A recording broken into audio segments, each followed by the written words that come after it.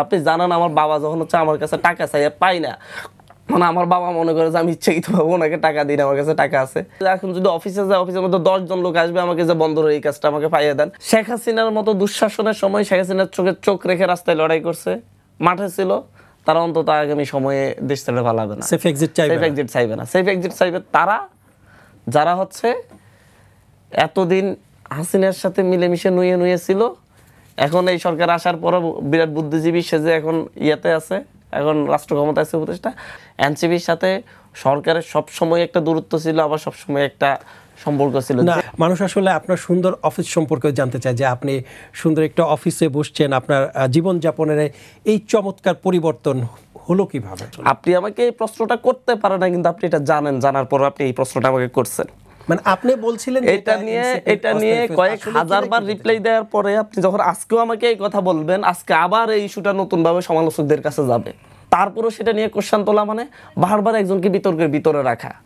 আমরা রাজনীতিতে নতুন এসেছি, আমাদের অনেক ভুল আছে, অনেক কিছু আছে, আমরা ভুল করছি, ডিএমপির উন্নত সেখানে যাওয়া উচিত হয় না হয়তো। জীবনের সব আয়োজন এখানে একসাথে, বা হচ্ছে অফিসে বসে আরেকটু সুন্দরভাবে মানে এইভাবে ছবি দেওয়া উচিত হয় না। যেমন হচ্ছে আপনি আমাকে বন্দর ইস্যু নিয়ে আমাকে আজ পর্যন্ত বয়ে বেড়াতে হচ্ছে মিডিয়াতে, এইটা নিয়ে যে প্রেমিং আমাকে দীর্ঘদিন ধরে বয়ে বেড়াতে হচ্ছে, এখনও বয়ে বেড়াতে হচ্ছে, এটা আমার জন্য ট্রমা। আপনি জানেন যে হচ্ছে আমি সকালে যদি এখন যদি অফিসে যাই, অফিসের মধ্যে 10 জন লোক আসবে আমাকে যে বন্দর এই কাজটা আমাকে পাইয়ে দেন, এটা আমার জন্য কতটা ট্রমার। অথচ বন্দরের সাথে আমার সাথে কোনো সম্পর্কই নাই। তরুণ হিসেবে, একজন নতুন রাজনীতিবিদ হিসেবে, অভ্যুত্থান পরবর্তী হিসেবে একটা ভালো রাজনীতির স্বপ্ন থেকে আমি যখন এই রাজনীতিতে আসছি, তখন আমার জন্য, আমার ফ্যামিলির জন্য এটা কত বড়। আপনি জানেন আমার বাবা যখন হচ্ছে আমার কাছে টাকা চাই পাই না, মানে আমার বাবা মনে করে যে আমি ইচ্ছাকৃত ভাবে ওনাকে টাকা দিই না, আমার কাছে টাকা আছে। আপনি এটা জানেন একটা ছেলের জন্য এটা কতটা কষ্টের।